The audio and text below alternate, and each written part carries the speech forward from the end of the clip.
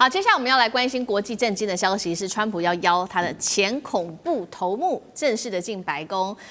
美国翻脸拉拢叙利亚的原因为何呢？等一下会做关心。另外一回，中国大陆方面，习近平则是反手出击了，他的秋季外交包括了欧洲、东南亚国家都排队要投靠中国，中美两大在外交上面的势力，等一下竞争一起来做解读跟关心。好，我们赶快看到这是最新消息哦，叙利亚的总统夏拉，我们来看到11月10号在白宫跟美国总统川普举行了这个叫做历史性的会谈。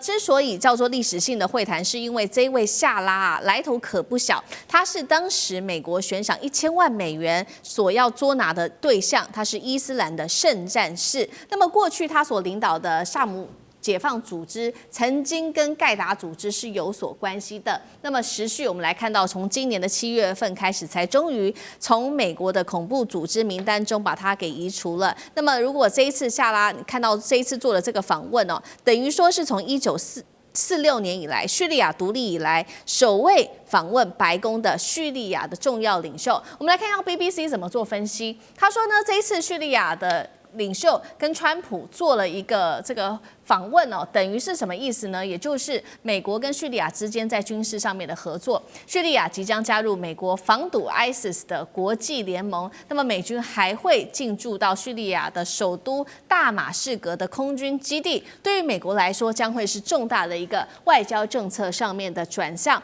过去的通缉犯怎么一下子转身变成了白宫的座上宾呢？美国这一次拉拢叙利亚，反恐是安全上面的考量，还是他想要掌控在中东地区的战略要地，是想要围堵不管是伊朗或者是俄罗斯吗？大师怎么看？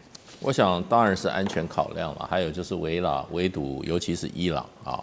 那事实上的话，对美国来讲的话，说敌人变朋友，朋友变敌人，这家常便饭啊。外交怎么能说永远是敌人呢？永远是朋友呢？对，外交是以你国家的利益考量啊。你永远把别人当敌人的话，那最后吃亏的是你。对，情势变了就可以变朋友。你永远把人当朋友，人家把你都卖掉了，你还说是朋友？对。比如说美国现在抢我们1650亿，你认为他是朋友的话，你不能把他当作对手的话，那吃亏就是你自己嘛。所以这是外交的本质，就是要因时而因地因人而异啊。对，同样一个人，可是时间变了，地点变了，那敌人就可以变朋友啊。对。没有人说美国是永远的朋友，没有一个国家会这样子。当美国变成来抢你的钱的时候，他就变成敌人了。对，这是很明确的。所以呢，我觉得这个美国今天在这个白宫啊，欢迎夏拉过去就是盖达基本上就是过去把美国这个纽约的这个世界贸易炸掉了，那是过去啊。现在他们需要夏拉，为什么？因为夏拉基本上的话。他率军打入到这个巴格达的时候，他发表一个演讲，他谴责伊朗是一个什么宗派主义，他们是一个所有腐败的根源。所以呢，因为叙利亚过去是跟伊朗是兄弟国啊，现在因为夏拉的话，叙利亚变成伊朗，把伊朗视为这个所有腐败的根源，那正符合美国的对伊朗的政策啊。所以当然要拉拢这个人呐。那另外一方面，他事实上的话，你知道过去叙利亚一贯亲哪一个国家？他是苏联的盟友啊。从苏联时代到俄罗斯时代，俄罗斯的海外军事基地不多，可是，在地中海它有2个军事基地，一个是叫塔斯图尔军港，在这个叙利亚的这个就是在地中海边。另外还有一个军港有一个空军基地叫赫梅敏空军基地，都是俄罗斯在地中海地区重要的军事基地。那虽然这个贾拉他已经去过俄罗斯，去过莫斯科了，他已经跟普丁讲说，你这2个基地我都会怎么讲呢？都可以继续存在。虽然在发生内战的时候，当时俄罗斯派驻在叙利亚的这个空军飞起来是炸贾拉的部队啊。因为他们那时候是帮助政府军，也就是阿塞德政权，阿塞德人父子2任长期在叙利亚执政，俄罗斯是支持他的。那被贾拉推翻的那个阿塞德政府，那个阿塞德人现在住哪里？现在住在俄罗斯啊。对，所以呢，俄罗斯同样我还是支持这个支持什么？可是支持阿塞德，可是贾赖来找我的话，我也接见了，这就是外交，没有永远的朋友，也没有永远的敌人。那对美国人来讲的话，先切断伊朗在整个中东地区最重要一个盟友就是叙利亚，切断了叙利亚跟伊朗之间，伊朗这个所谓的什叶派的一个新月的一个王国那个新月下来，透过叙利亚再往下面是谁？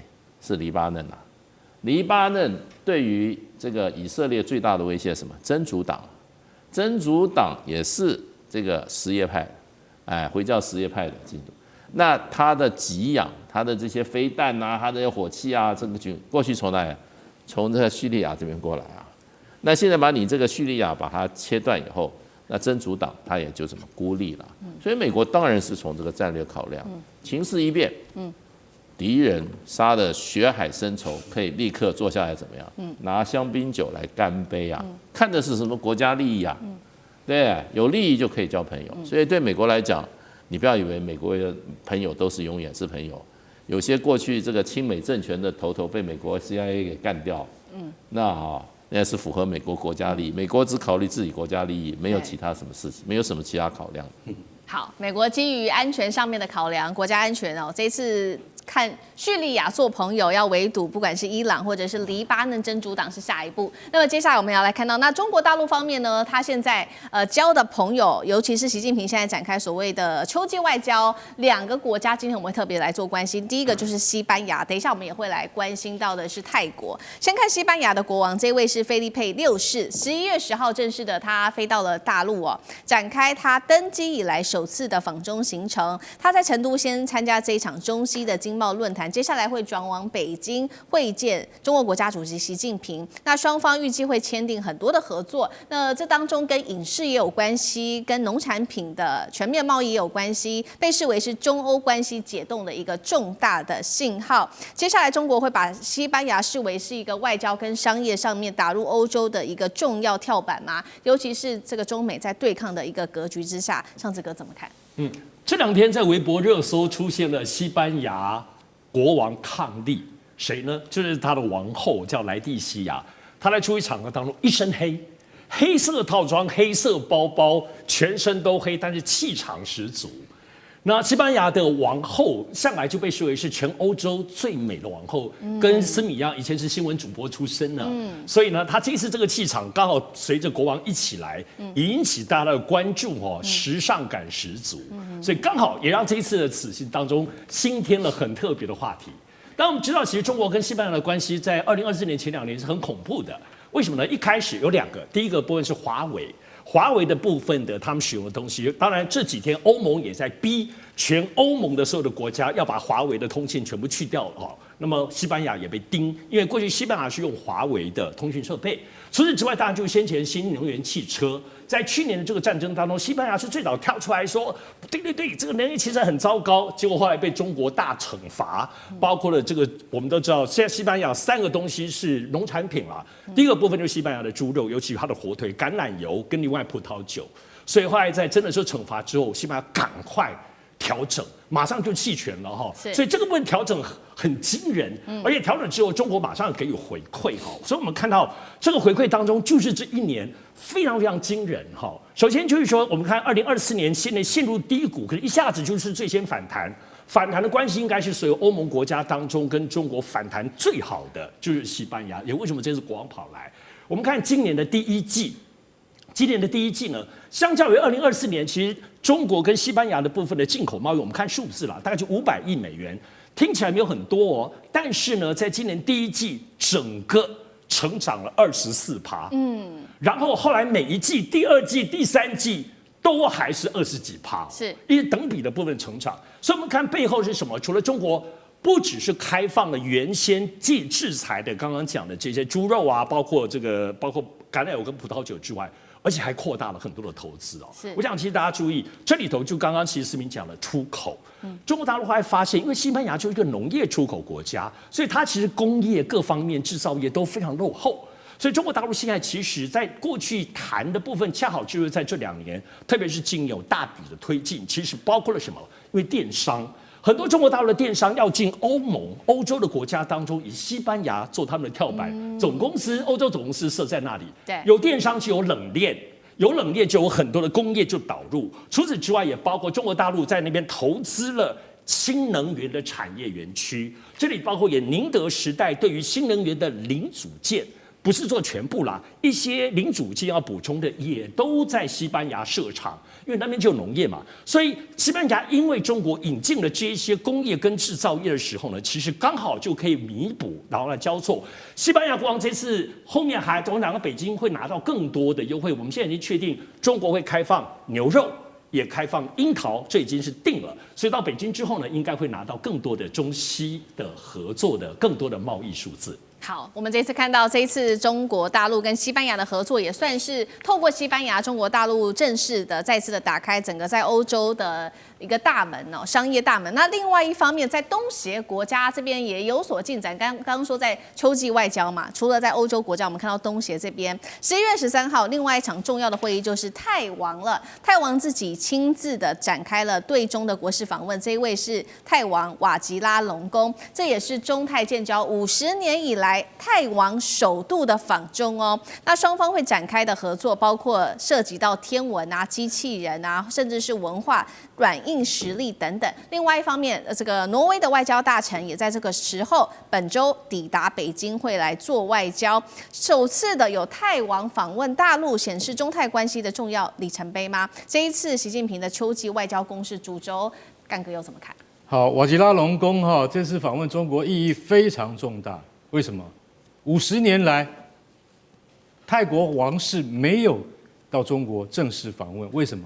因为泰国跟台湾的关系比较密切，大家都知道，对不对？1963年的时候，也就是长达60多年前，泰王蒲美蓬到过台湾来访问，从此以后，中泰的关系就很不好，就是国王都跑去那边了，然后为什么这么中断那么久？大家有没有想过这个问题？问题就出在瓦吉拉隆功身上，现任的泰王身上。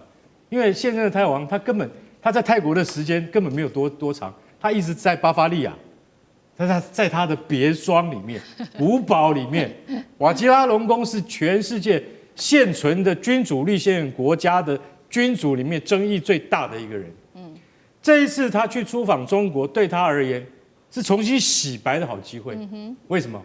因为他就是早年的争议非常多，大家可以上网去查。因为我们也不要在这边批评他早年的一段荒唐的历史就对了，因为他以前都不回国，不履行他作为王储的责任，等他父亲病逝之后，他才准备回来。那这次他访问中国是为什么？因为皇太后施丽吉上个月才刚过世，过世之后，其实泰王现在非常需要营造他亲民的形象啊，不管他当年，他现在也已经非常有年纪了哈。虽然说之前有一段荒唐的岁月，可是他现在必须要重新塑造他亲民，然后对于国事非常的重视，然后跟外交上面能够建立一些功勋，让民众都看得到。虽然泰皇只是一个虚位元首，但是泰王在那个国内的他的就是说他们的那个的看法跟评价是蛮高的。也就是说泰国1000多年历史以来，他们对于王室都是非常尊重的，而且你不能够冒犯王室。我认为这个瓦吉拉隆功他这次要前往北京啊，该看的都会看，什么航天城啊，还有什么人形机器人啊，还有什么故宫博物院，他都会去看。